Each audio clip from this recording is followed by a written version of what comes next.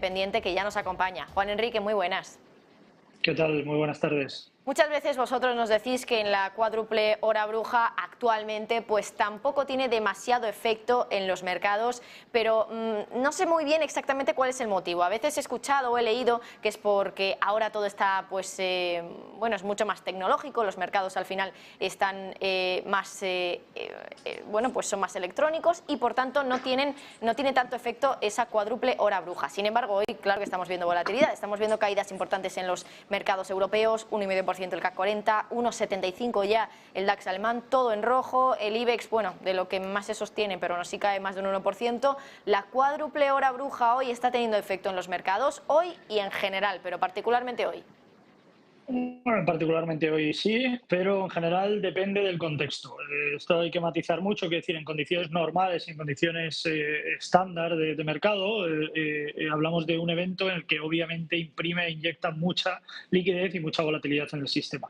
Como digo, en condiciones normales, la condición que tenemos actualmente, quiere decir, el contexto que rodea a los mercados de renta variable actuales no son normales. Obviamente tenemos una guerra de trasfondo, tenemos una situación COVID que no hace mucho de ello y obviamente muchas empresas salen de la misma, y hay una situación de recesión o de entrada en recesión por esa subida de tipos continua, por una crisis económica a nivel mundial y un aumento de deudas sin parangón que vamos viendo con muchos, incluidos gran parte de ellos dentro de la Unión Europea, que hace que lógicamente este contexto no sea normal, no sea el estándar, y por lo tanto podemos ver volatilidad o no, pero no en relativa consecuencia por parte del vencimiento.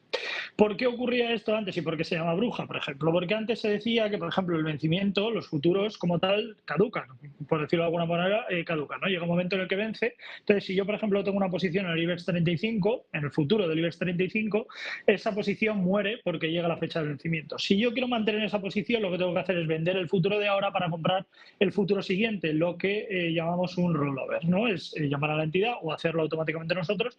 Quiero rolar esa posición. Lo que estamos haciendo es vender un futuro y comprar el futuro siguiente. Por lo tanto, estamos haciendo una doble operación simplemente manteniendo la misma posición, porque no es que esté habiendo un aumento de posiciones, simplemente las posiciones son muy estándar, pero el volumen aumenta muchísimo. Y es algo que antaño no se sabía por qué era, no se sabía qué pasaba, el volumen aumentaba mucho, pero no se sabía la razón. Por eso se decía que era cosa de brujería y por esto se le llamaba la triple hora bruja, ahora cuádruple, por el aumento también de las opciones en cuanto a las acciones. Repercusión sobre los mercados, como digo, en condiciones estándar mucha, en condiciones no estándar como la que tenemos actualmente, dependerá del contexto, y el contexto que tenemos genérico ahora es obviamente volatilidad per se. Juan Enrique, tengo una duda técnica. Decías que es por esos rollovers, ¿verdad? Pero claro, si al final no se produce la compra o la venta del subyacente en cuestión, ¿por qué sí que vemos volatilidad en el mercado del subyacente? Es decir, en este caso de la renta variable. Porque hay que tener en cuenta que mucha gente, por ejemplo, que no quiere mantener esa posición durante más tiempo, deja que muera y esa posición está muerta. Es decir, ese futuro ya ha muerto, ya no hay continuidad.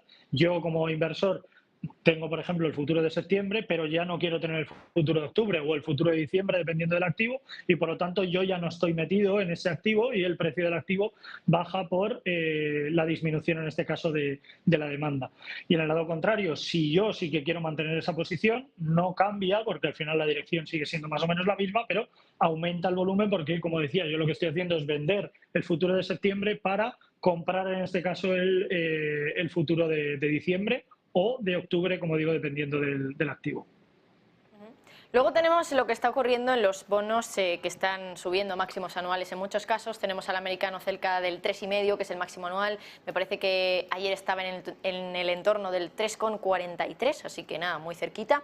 Y te quería preguntar si esto nos puede dar alguna pista sobre lo que está sucediendo en mercados, si lo que sucede en los bonos nos puede dar pistas sobre lo que va a suceder en la renta variable próximamente, sobre qué espera el mercado también de las subidas o bajadas incluso de tipos de interés de los bancos centrales. Bueno, lógicamente todo lo que sea aumento de tipos de interés o todo lo que es decisiones en base a política monetaria, tanto por parte de la Reserva Federal como por parte del Banco Central Europeo, esto obviamente no a corto plazo, es decir, no tiene un impacto en la renta fija inmediato, pero sí que a medio plazo lógicamente tiene una repercusión positiva, obviamente, y negativa a la vez en cuanto a la renta variable, porque impacta negativamente en el consumo. Un aumento de tipos hace que, como bien habéis dicho, aumente en este caso la parte de la hipoteca, como habéis dicho, una media de 185 euros por hipoteca, lo que quiere decir que estos 185 euros que yo, como persona que puede tener una hipoteca, no tengo para consumir y por lo tanto no tengo para invertir o no tengo para poder gastar, básicamente. Entonces, al final eso tiene una repercusión sobre los mercados, tiene sobre el consumo. No hay que olvidar que casi el 25% del PIB en Europa está representado por el consumo y más de 2/3 partes del PIB estadounidense está representado por el consumo. Por lo tanto, todo lo que tenga un impacto negativo en el consumo tiene, por ende, un impacto negativo también en los mercados de renta variable. Pero, como digo, ese impacto no es a corto plazo, sino que lo iremos viendo más a medio plazo. Otra cuestión interesante que leía hoy Juan Enrique era lo que está sucediendo en el mercado de divisas. En esta semana hemos visto cómo desde Japón, desde el Banco Central, también desde el Gobierno, sugerían una intervención sobre el yen, sobre la divisa japonesa. Y la cuestión es hasta qué punto pues, estamos viendo tantas situaciones parecidas a lo que vivimos hace pues, ya 40 años en los 80, con la subida de los precios de materias primas, inflación desbocada, bancos centrales subiendo los tipos de una forma impresionante, bueno, no tanto como lo que sucedió entonces, pero bueno, la cuestión es si vamos a volver a ver una intervención en las divisas como veíamos entonces, en los años 80. A ver, opciones hay, obviamente, más opciones que hace 3 meses es real.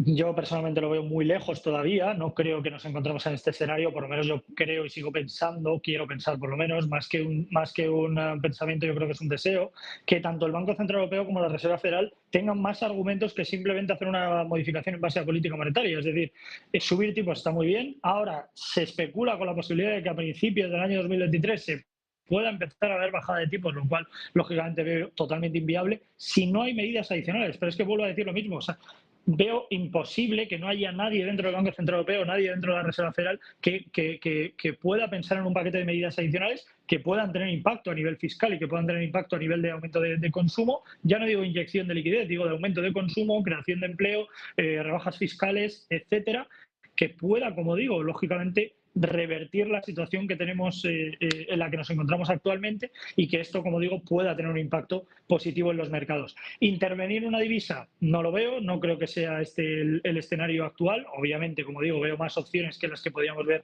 hace medio año y si la cosa sigue como estamos hasta ahora, en enero os diré que veo más opciones en enero que las que veíamos en septiembre del año 2022. Pero obviamente esto es como cuando Bankia lo hizo mal y la tiene que rescatar el gobierno. Es decir, o sea, los países lo estamos haciendo mal, seguimos aumentando deudas, seguimos sin tomar medidas y cuando nos vaya mal ya vendremos a ver si intervenimos posiciones o intervenimos divisas, porque obviamente esto es una situación incontrolada e incontrolable, porque va a llegar un momento en el que esto ya no tenga vuelta atrás, es decir, que no consigamos que esta situación pueda revertirse y que podamos de nuevo entrar en esa curva en que entre un escenario en el que no entremos en recesión y que vayamos a un escenario de normalidad. Mientras esto aumente, mientras el tiempo pase y mientras no haya medidas adicionales, nos encontraremos en un escenario cada vez más complicado, más difícil y obviamente las posibilidades de estas posibles acciones vayan en aumento. Bueno, pues Juan Enrique Cadiñanos, como siempre, muchísimas gracias. Gracias a vosotros, un placer. Bueno, y nosotros antes